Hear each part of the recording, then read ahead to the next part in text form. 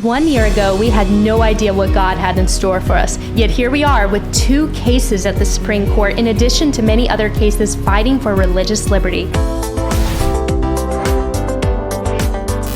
I'm Peyton Luke, and welcome to First Liberty Live. First of all, just thank you for your support. Everything that you are about to hear in this episode is made possible by you, and we are so grateful. And today, our guest is none other than David Hacker. So David is Vice President of Litigation and also Senior Counsel here at First Liberty. So hi, David. Hi, how you doing? Doing well. Good. Thank you for coming on the show today. We're coming up on our fiscal year end, and we thought it would be a great idea to just report back to the people that have supported us and made all of this possible. So we're going to do a quick rundown of some of the highlights and some of the cases from this past year. So you ready for this rundown? Let's do it. Okay. So first off, in this session, the Supreme Court took up 2 of our cases, Kennedy with Coach Kennedy and Maine. So just give us an idea of how unusual it is to have 2 cases at the Supreme Court in the same session. Yeah, it's almost unheard of. The Supreme Court has thousands of cases knocking at its door every year. And it only takes 60 to 80 cases. I mean, barely any. So a small percentage ever actually get to the Supreme Court. This year, the court took a total of 4 religious liberty cases, and 2 of those are ours, Coach Kennedy's and Carson, which is the Maine tuition case.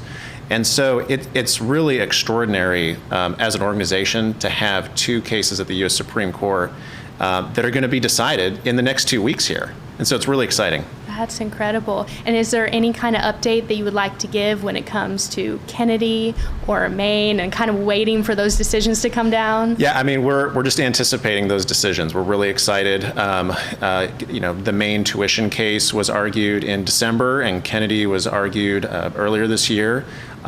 We felt like both the arguments went really well, and we're just hopeful, and we're praying, and we're so thankful for the support from all of you that we can do those cases and support Coach and support the families up in the state of Maine. But we're excited to see what happens in the next 2 weeks here, so stay tuned. Yeah. And now, due to those cases and some others that have been presented to the Supreme Court lately, a lot of activists have started to call for court packing. Mm-hmm. And First Liberty this past year was doing a lot when it came to informing people about what court packing is and what it means for the future of our country. So can you just give us a rundown of what that really looked like and some of the things we did and what that means for our future? Yeah, well, I mean, if you look at what's happening right now just in the news, I mean, there are people marching out in front of some of the justices' homes. There was an individual arrested in front of Justice Kavanaugh's home just recently, just doing terrible things that are illegal and unlawful. And the reason is because people on the left are really upset that the Supreme Court has been interpreting the Constitution according to its text and according to what it says. And they don't like that. And so their solution is, well, we'll just add more justices to the court so that we have a majority now instead of the conservatives that are on the court.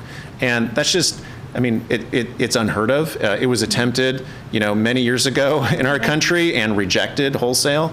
And so it's just something that we have to be fighting against. There's no reason to add any more justices to the court because it would really destroy our judicial system. Yeah, start to be like some of the other countries that have added justices to the systems. That's right. Yeah. I think Venezuela has, upwards of 20 or more justices, and it would really turn the Supreme Court into a political body rather than an impartial justice system, which is what it's supposed to be. Sure. And I know in past episodes on First Liberty Live, we've really dived into all the details of court packing. So if you would like to check out some of that information, be sure to go to supremecoup.com, check out that information, and just get the full rundown of what court packing really means for the future of our country.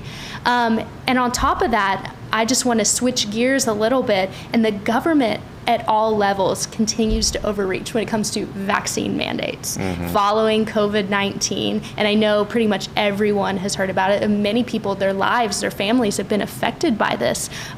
So First Liberty took action actually in the OSHA mandate. So can you tell us a little bit about that? Yeah, OSHA is the Occupational Health and Safety Administration, or Safety and Health Administration. And what it did under the orders of President Biden is issue this edict telling all private companies that if you have a certain number of employees, you have to force them to take one of the COVID vaccines. Wow. I mean, this has not been done in our country before. And so it was a gross overreach of executive power.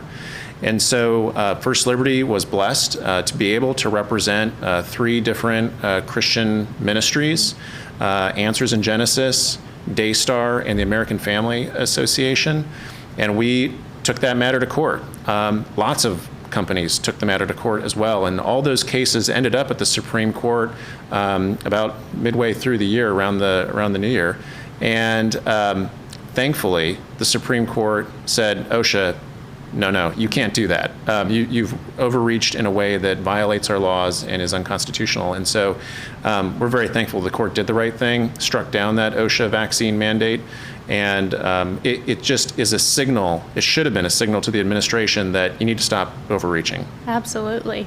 But there still continues to be a little bit of overreach, such as our upcoming cases, because speaking of vaccine mandates, even the military has been instituting them when it comes to our servicemen, our servicewomen. And now First Liberty is even suing the Navy and the Air Force. So can you tell us a little bit about what's going on there? Yeah, and I don't know if I would call it just a little bit of overreach, but this is a gross overreach by the military. So the military has always accommodated religious people, religious objectors. Since its inception, there's been the ability of people of faith to continue to practice their faith, yet also serve our country and defend our freedoms.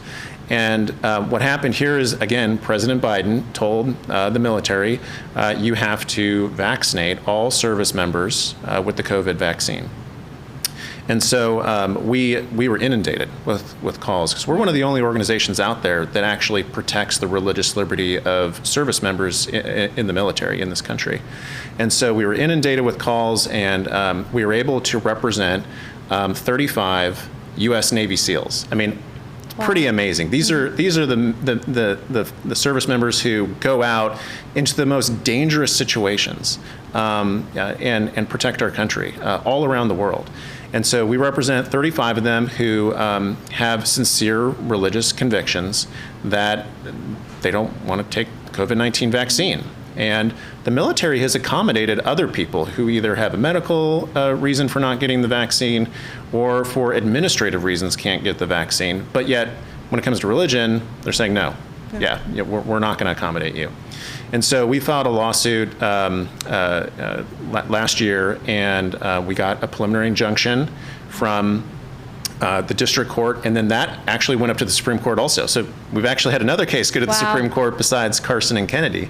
And the Supreme Court issued a ruling that narrowed the injunction a little bit, but still protected the ability of these service members to seek a religious accommodation and not have to take the COVID vaccine. So we expanded that case into a class action, and now we represent thousands of Navy personnel who object to getting the COVID vaccine for religious reasons.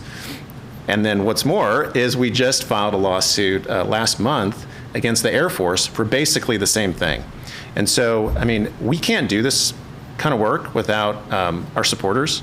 And I'm just really thankful that we have the opportunity to represent American heroes in court. Yeah, and these are just huge cases. And so it's just incredible to really hear the work that's gone into them and the people that we're continuing to defend and fight for when it comes to religious liberty.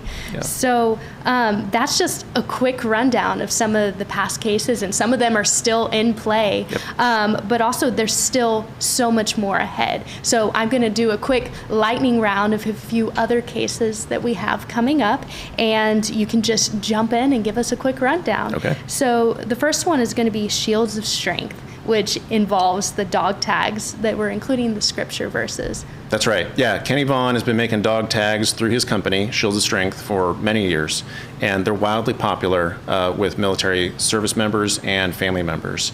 Unfortunately, the Department of Defense recently decided, hey, you can't put scripture next to the word Army or next to the word Navy or Marine Corps or next to our logos. And so we're not going to allow you to make these dog tags. And so we filed Kenny's case last year. But what's happened recently is we've asked the court for a preliminary injunction to stop the Department of Defense from enforcing this policy that discriminates based on religion. And so we're in the thick of the battle right now, and in the coming weeks or maybe months, we'll have more of an update on what the court is going to do, either to protect Kenny, or if we need to go further through the court system and appeal his case, we will. We're going to stand with Kenny until the end. Yeah, we're ready for it. So, and then on top of that, we also have the flight attendants that were fired from Alaska Airlines after they just posted a question on the employee chat after the company asked for their opinion and asked for their input. So what are your thoughts on that case and what's coming up? This is the epitome of woke corporations gone out of control. And so Alaska Airlines told its employees through this internal employee message board, we support this particular federal legislation. It's legislation that would actually curtail religious liberty across the country. And Alaska Airlines, they can do that. They can say we support this legislation. But what happened is Marley Brown and Lacey Smith, 2 flight attendants for Alaska, they asked a question on the chat board and said, hey, well, how's this going to affect religious liberty? How's this going to affect women and their safety? And Alaska Airlines turned around and fired them for it.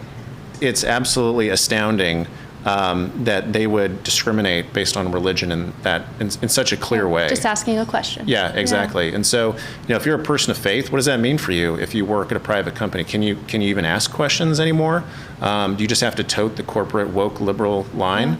Or can you still retain your faith at work? And so we filed that lawsuit, and we're litigating it right now. And there will probably be more updates in the future months here, but we're going to go to the mat for Marley and Lacey and make sure that their religious liberty is protected. Yeah, and speaking of the marketplace and just religious liberty and business, we also have the case Sweet Cakes by Melissa, which involves Melissa and Aaron Klein. So yeah, what's upcoming for that one, and what do you foresee for the future? Yeah, so Sweet Cakes by Melissa was a case that started years ago, and it was, they bake custom cakes for all sorts of occasions. And a couple came to them and said, "Would you do this wedding of ours?" And it was a same-sex ceremony, and Aaron and Melissa said, "No, we just can't do that because of our religious convictions. We operate our business according to our faith." And the state of Oregon went after them and sued them and punished them and fined them.